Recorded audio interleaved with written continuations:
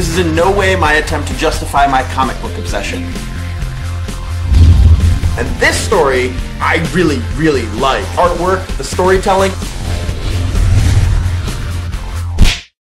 Hello and welcome to another episode of The Pull List. My name is Travis and let's talk about what happens when you have a YouTube series about comic books posting videos on Wednesday and then later that day on a Wednesday breaking comic book movie news comes out. Well, this week I'm breaking my rule about having Pull List videos on Wednesday and you're gonna get 2 of them this week. That's because it was just announced that Josh Brolin will be playing the character of Cable in Deadpool 2. I didn't even know his name was in the ring. I don't think anyone knew that his name was in the ring. Brosnan, Pitt, Shannon, Lang. These are the names that I remember being bounced around, rumored to be cast as Cable. But in a shocking turn of events, Josh Brolin just signed a deal with Fox to play Cable in 4 movies. He'll appear in Deadpool 2 as the metal-armed mutant, and a lot of people are just flat out shocked. Deadpool and the X-Men are in the Fox cinematic universe, but isn't Josh Brolin playing another big character in the Marvel Cinematic Universe? Yes, Josh Brolin has been playing the Mad Titan Thanos in little snippets here and there leading up to his role as the big bad in Avengers Infinity War. And I don't get why so many people are freaking out about him playing 2 characters. Chris Evans played Johnny Storm and then he played Captain America.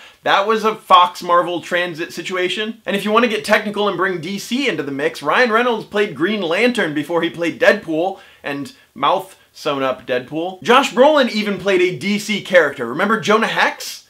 No?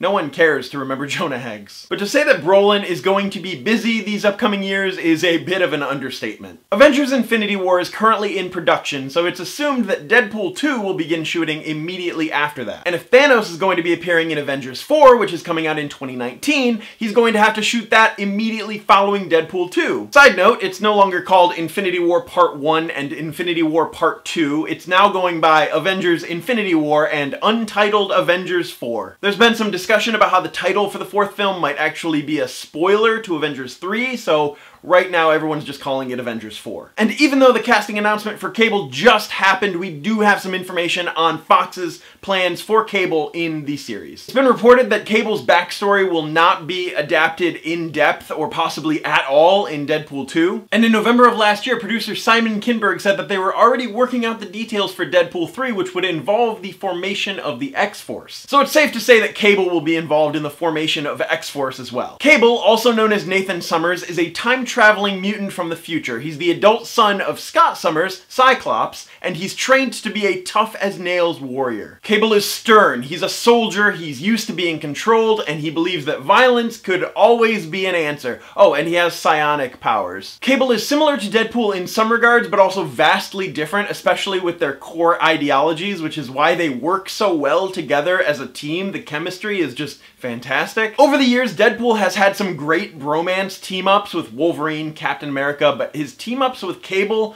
are probably some of the coolest. The Spider-Man Deadpool team-ups are fun in moderate doses. I'm a huge Spider-Man fan, big Deadpool fan. I love seeing them together. It's something that I really hope that we get to see on the big screen someday. But Deadpool's chemistry with Cable is just brilliant. Both Deadpool and Cable are representative of 90s comics with brutal, heavily armed guys, big bulky muscles, weapons. It's what comic book companies thought that everybody wanted. Deadpool and Cable's friendship began after our favorite Merc with the Mouth was hired to kill Cable. And then a few years later there was a Cable Deadpool comic book series of their team-up adventures, and it was so great. Cable is there trying to do some good, to try to change history, to avoid the very bleak and dark future that he's from, but his methodology is a bit off, a little too extreme. Meanwhile, Deadpool is just running around as a mercenary, just trying to make some money. But they do grow to have this mutual respect for one another, and it is one of the greatest bromances in comic books ever. Having Brolin signed on for 4 films definitely means that we're going to be getting more connections between Deadpool and the X-Men. Brolin is appearing in Deadpool 2, and there's talk of an X-Force film, but that's 2 films.